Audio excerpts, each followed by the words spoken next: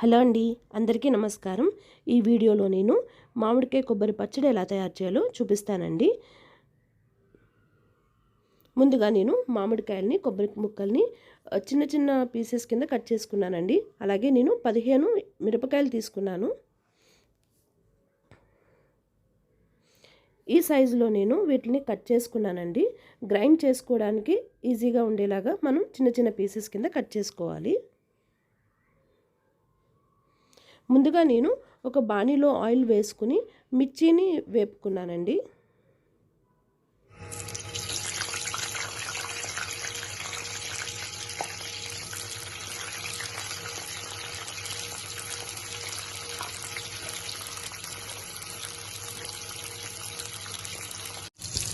ఇలా మిర్చిని ఆయిల్లో వేపుకున్న తర్వాత వీటిని ఒక ప్లేట్లోకి తీసుకుని చల్లారి పెట్టుకోవాలండి.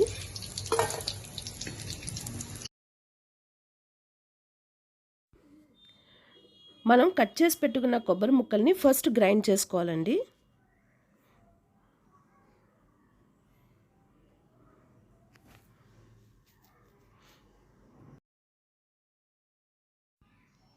ఇలా గ్రైండ్ చేసుకున్న తర్వాత ఇందులో ముందుగా మనం కట్ చేసుకున్న మామిడికాయ ముక్కల్ని, మిరపకాయల్ని వేసుకోవాలి.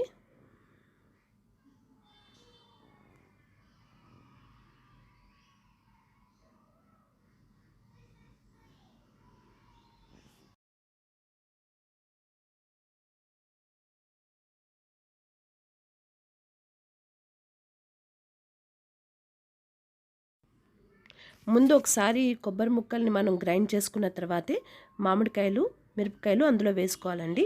వీటితో పాటు మనకి సరిపడగా సాల్ట్ కూడా వేసుకోవాలి. నేను 1.5 స్పూన్ టేబుల్ సాల్ట్ వేసుకున్నానండి. నేను వాటర్ వేసుకోకుండానే గ్రైండ్ చేసుకున్నానండి. అలా చేస్తే రైస్లోకి చాలా టేస్టీగా బాగుంటుంది. ఆ తర్వాత మొత్తం గ్రైండ్ అయిన తర్వాత ఇలా పోపులన్నీ రెడీ చేసుకోవాలండి.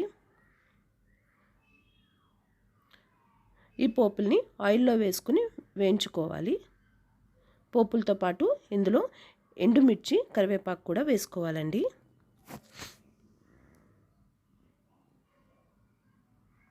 చూసారు కదా, ఇలా పోపులు కొంచెం ఎర్రగా అయిన తర్వాత ఇందులో నేను ఎండుమిర్చి, కరివేపాకు కూడా వేసుకున్నాను.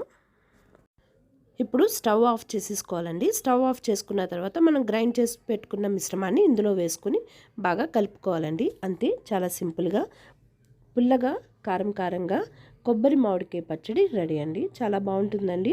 ఇది అన్నంలో కలుపుకున్న బాగుంటుంది, లేకపోతే ఏమన్నా టిఫిన్స్లో కూడా ఇది చాలా టేస్టీగా ఉంటుందండి. వేడివేడి అన్నంలో కలుపుకుని ట్రై చేయండి, చాలా బాగుంటుందండి. అందరూ ఇష్టపడతారు ఈ పచ్చడిని. సింపుల్గా ఇలా పచ్చడి తయారు చేసుకోవచ్చండి. ఈ ప్రాసెస్ కనుక మీకు నచ్చినట్లయితే, సింపుల్గా చెప్పాను అనిపించినట్లయితే లైక్ చేయండి. అలాగే మన ఛానల్ని సబ్స్క్రైబ్ చేసుకుని నాకు సపోర్ట్ ఇవ్వండి. Thanks for watching. మరొక మంచి వీడియోతో మళ్ళీ మీ ముందుకు వస్తాను. అంతవరకు నమస్కారం.